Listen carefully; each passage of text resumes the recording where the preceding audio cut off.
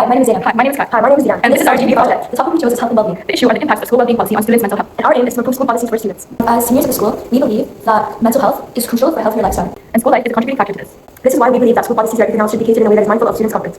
First, I have conducted research on health systems and concerns of students around the world. Firstly, I got information from World Health Organization, and according to them, approximately 1 in 7 adolescents from ages 10 to 19 experience mental disorder, anxiety, depression, and other behavioral issues and leading causes of illness and disability. Second, I got information from National Library of Medicine, and according to them, female students often report higher levels of stress and anxiety compared to male students, with reports suggesting 40% of female students experience high emotional stress. Then I conducted research on statistics and health incidents of students in the UAE for a local or national perspective. And approximately 20% of school children in the UAE experience mental health challenges, including anxiety, depression, and behavioral issues, risk factors include academic pressure, bullying, and low self-esteem. And roughly 20.9% of school children from ages 6 to 15 in the Alien region were reported to have mental health issues by parents or school physicians. I have researched for expert views on different school policies, which are three: mobile phone policies, exam policies, and uniform policies. Number 1, we have mobile phone policies. On the left-hand side, we have Daniel Einstein's against mobile phones at school. She states that the introduction of smartphones has led to a decline in natural ability to deal with observation. And this means that students feel more tense and stressed during exams, as exams have uncertainty. So this contributes to negative anxiety and other problems. Next, we have students' lawyer, and she believes that the advantage of mobile phones at school is that it can provide stressed students access to services, and they can easily use their phones in case of an emergency or a crisis. Furthermore, students may find it better or easier to text or message qualified specialists at school rather than going up to them in person because they may not always be available. For example, they have a friend back in New Zealand who has diabetes, and she needs her phone with her at all times in case of an emergency if she faints or anything, which supports students' arguments. Next, I looked at expert views on these psychologists believe that exams are not empathetic or student-focused, and they believe that exams are not proper measure of a student's true learning. And also, they believe that exams are not mindful of the different challenges that students may have. Professors Sarah French and Ron Mulder state that exams help students consolidate knowledge, especially those taken right after a chapter or unit. They even help the most basic students. Lastly, I looked into experts' views on uniform policies.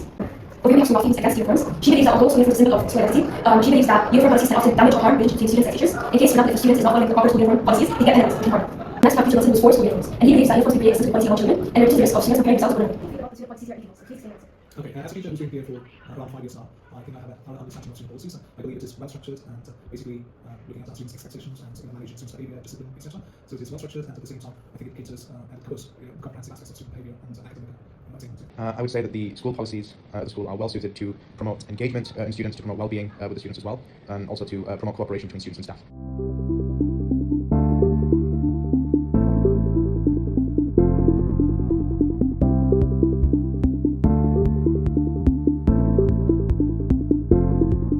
And if you look back at yourself, do you think you'd be able to study in the same environment? And please justify yourself. Do I think I can study? Yes. The environment is set for you to be conducive. You're supposed to be able to study. Do I think I'll thrive in it? No, I do not. I think you guys are doing crazy, then I would. If I was in this country, I would choose this place to study. I've studied a couple places. I've been in a couple places, and I think over here, opportunity is very, a lot of land going on, just for progression, and it's quite evident that just working out and achieving much more than you can achieve elsewhere. So I would choose to study here because I love studying what I do.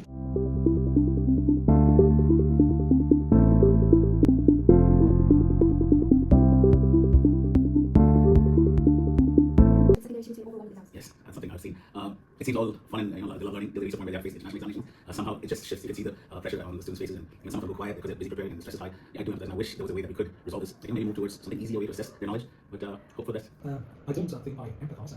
At the same time, I understand it's really demanding. You're willing to put in a lot of time and effort because the syllabus is really vast. For example, as far as I know about my subjects, for example, in geography, you need to, say for example, case studies. For example, case studies, you need to memorize some kind of story that way, which is like a lot of time taking, it needs a lot of effort from the side. But I just believe that is part and parcel of that to life and secondary school.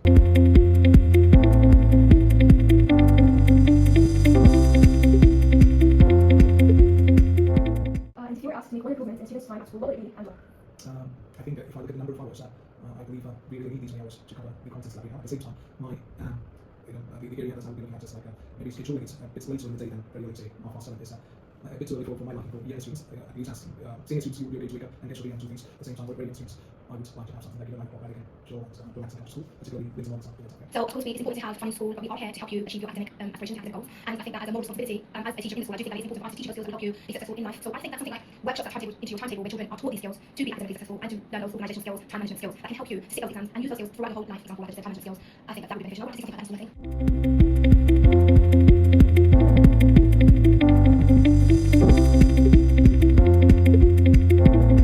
The teachers we interviewed had strong positive feelings towards school policies throughout each house. Each one believed that the student policies have been tailored in a way that is beneficial to students across different year groups, grasping on the idea that they are mindful of students' health. Majority of teachers admired the academic, disciplinary, and behavioral policies, believing that Beacon House is well suited for every student as they cultivate equality, as well as an atmosphere where students' opinions matter.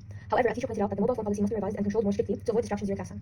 Every teacher was confident that they would have been able to handle the environment as a student, with developing points supporting the fact that Beacon House has been catered in a way such that students' health is being taken seriously. A couple of teachers compared their time as a student back in their home countries with Beacon House, stating that the education being provided here is much more preferable. In terms of showing empathy towards secondary students, the responses we received were mixed. The teachers agreeing with showing empathy believe that exams give students a lot of pressure. They mentioned that a student's ability could be tested in a different, more practical way. One teacher in particular stated that more attention must be given to preparing students for written exams, which shows both empathy and understanding. On the other hand, teachers who disagree with showing empathy think that students must be capable of facing such obstacles. We infer that the reason for this contrast of responses is due to different upbringings.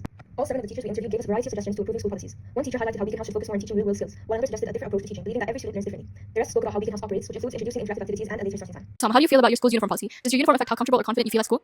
I feel pretty confident and comfortable with my school uniform, and I also am pretty confident with it as well, since the school uniform, they help students not like prepare their own clothing before school, which would enforce them to buy their own clothing from shops, which would reduce money and like pressurize them to choose what to wear and give them stress.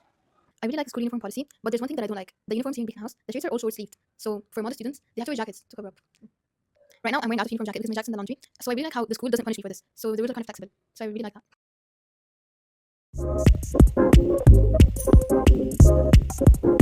How long are your school hours and how do you feel about it? The school hours are long and they start quite early, with my day starting around 5 in the morning. I can understand the need for a full academic schedule, but starting a little bit later would help a bunch of students. I don't have a problem with the dismissal time. Hours here are 7 to 8 hours, and I think that's pretty common. But for me, after school, sometimes I have extra classes, and I also have swimming classes, so it's really hard for me to balance school life.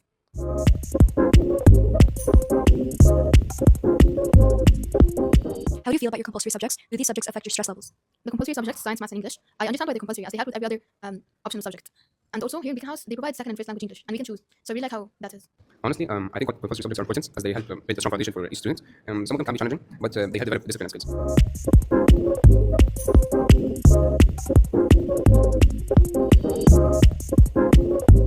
Do you think your school should provide mental health support, for example, counselors or wellbeing days? No, I don't think the schools should interfere with personal matters.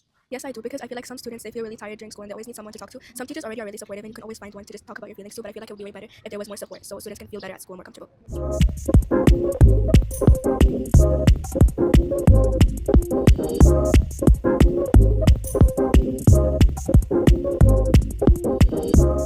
Have school policies ever caused you to feel drained or overwhelmed? Can you give an example?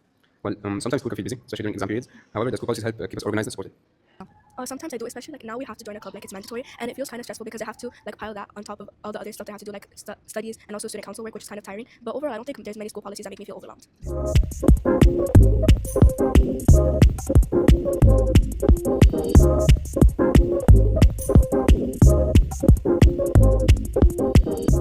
All students we interviewed at Beacon House UAE felt that the uniform was comfortable and well designed. They appreciated the fact that they could skip the trouble of deciding what to wear in the mornings. However, one student noted how the uniform should be more catered for students who prefer modest clothing. Students in Beacon House were content with their school timings, expressing no major concerns.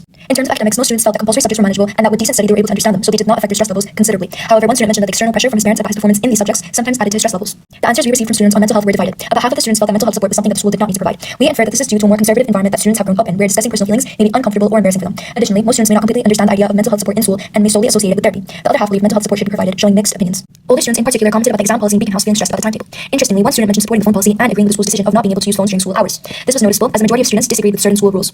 Me and Kai have friends overseas, and we decided to send them a few questions through Google Forms. I have some friends in the Philippines and a friend in the United States, Zainab, as friends from New Zealand. Here are their responses. The first question we asked is regarding school uniform policies around the world. I personally don't like my school uniform because they aren't well made for students that like to cover up and students that have to dress modestly due to cultural or religious reasons. It does affect how comfortable and confident I am at school. I'm not comfortable in my school uniform. It's too hot and there isn't any alternative options for the girls that have to dress modestly. Wearing a uniform makes it even hotter outside, especially considering the humid weather in the country. I feel like having the freedom to dress how we want will increase our interest in going to school every day. However, wearing uniforms is also less of a hassle because choosing a new outfit every day is very time consuming. Our second question is regarding school hours and how students feel about them. We go to school for 7 hours, and honestly, I think it's way better than going to school. It helps students focus more on ourselves and most importantly, spend more time with family, also give more time and attention on our extracurricular activities. 9 hours school day, not combined with long commutes, creates an exhausting schedule for students. The early start and late finish are particularly difficult for those living far from campus. The third question is about compulsory subjects at school and how these subjects affect students' stress levels. I'm glad to continue taking my required classes because I understand that these core subjects are very helpful. Although they may increase students' stress levels, these responsibilities are an unavoidable part of being a student. The main compulsory subjects until year 12 are maths, English, and physical education. I feel like math and English provide a good foundation for students' literate state. However, physical education should be one's choice.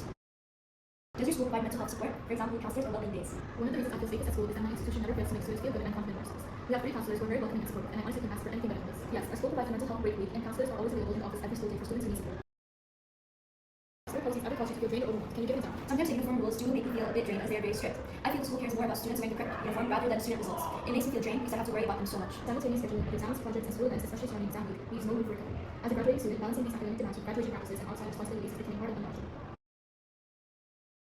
The students overseas had a lot to say about how the school's environment affects their daily comfort. While some liked that the uniform saves them time in the morning, a few pointed out that the current designs aren't really made for students who prefer to dress modestly for cultural or religious reasons. They mentioned feeling uncomfortable and even too hot in the humid weather, which definitely takes a hit on the confidence. There was also a noticeable split in how students feel about their schedule. Those on 7-hour days seem much happier and more balanced, while those pushed to 9 hours, especially with long commutes, describe their lives as exhausting. When it comes to academics, the pressure is clearly building up for the older students. Many felt completely drained by having exams, big projects, and graduation practices all scheduled at the same time, leaving them with almost no room to relax. Most agree that subjects like math and English are a good foundation, but there's a strong feeling that things like physical education should be an individual choice rather than a requirement. It seems like the lack of flexibility in the timetable is one of the biggest factors of student stress right now. On the policy side, things get a bit more frustrating for the students. Many students express that the strictness regarding personal appearance feels quite restrictive. They mentioned that rules preventing them from coloring their hair or having piercings can feel draining, as it limits their ability to express themselves during their school years. This sense of being controlled of their personal choices, combined with heavy academic workload, seems to be a major source of frustration. However, almost everyone we interviewed felt incredibly safe and supported by the school's mental health team. One student really appreciated having 3 welcoming counselors and dedicated wellbeing weeks, saying they couldn't ask for much better in terms of emotional support. For our course of action, we gathered every student we had interviewed and worked together to reframe Beacon House's policies.